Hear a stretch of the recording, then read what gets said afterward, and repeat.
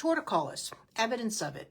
First of all, I cannot stress enough that if your child is not able to present in a neutral positioning, meaning that, again, it's not that they can purposely look to the left, look to the right kind of thing, but please, please, please, and this is, I asked for video on your back, you didn't send it, so I'm just going to do the live just to review, but it's still not a full picture.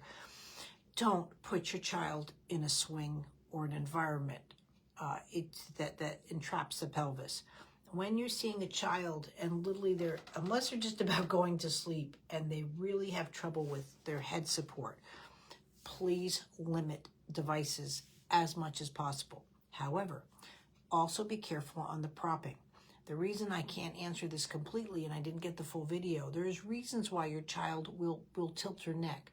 Notice if you're drowning, right? What do? You tilt your neck back and so forth.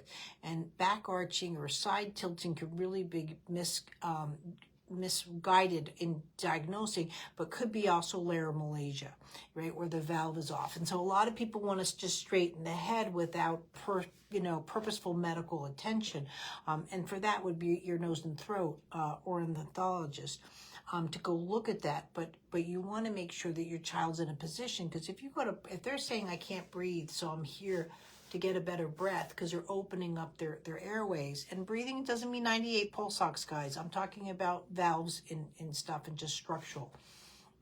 Again, things that you don't know what the inside of your baby's body is at. And they might be doing something like this so they get better oxygen, and you're propping them to put them into place to give them that neutral. Babies really don't need to be propped, and they shouldn't be. And that's why I'm not a big fan of swaddling or, again, the 5-point harnesses, because now you're adding or can be adding to a problem instead of going towards a solution. And baby development is about going towards a solution.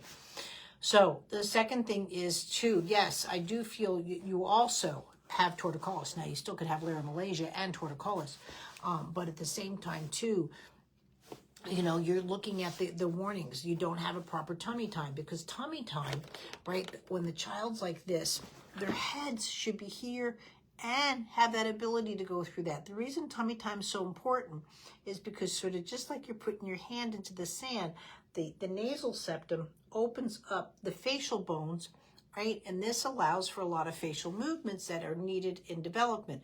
And so that's why tummy time is so important.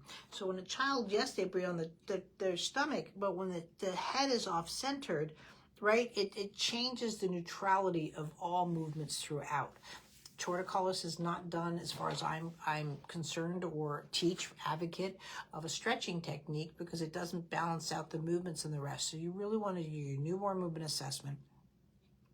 I would highly recommend my breathing course, not that your child is in respiratory distress, but it'll allow that spine to move, the rib cage to move. Because right now, again, everybody, tilt your head here and now keep this in a tilt and try to get around, and you will feel that even the lungs, the rib cage, in a sense, the movement is shortening on the one side where the other side is coming in.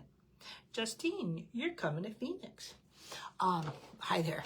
And so that's where you're also looking at, right? Again, you have to, I know it's overwhelming. Your baby's just 2 months old, and to look at the whole picture, but you have to be around someone that's going to look at the whole picture.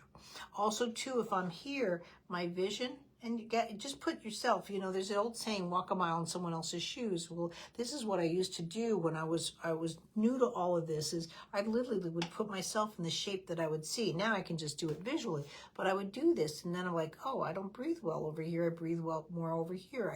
Those kind of things. That's why I'm suggesting the breathing course, right? You need to work on all the movements when you have torticollis, because torticollis is a form of, in a sense, of scoliosis. The spine is going which way. But again, most will start doing these stretchings because they say it's the muscles. Her muscles aren't doing this. I think part of the birthing process, and no fault to the doctors, but someone was a little bit rough around the neck. And so you've got a bit of a wry neck there, but it's not the way that she's just positioning. And now gravity is just getting a bit too heavy on her. And that's why I don't like that swing for her, is it's just going to add to it. It's not going to decrease it. And babies don't problem solve. They don't say like, You know, again, oh, it's I can look down over here, but I can't look up over here because my neck is wrenched out of place. And so it throws off the vision. So a lot of things get involved in with torticollis, more so than people think.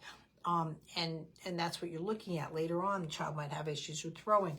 So those are things that you're reading, you know, that you need these kind of neck movements.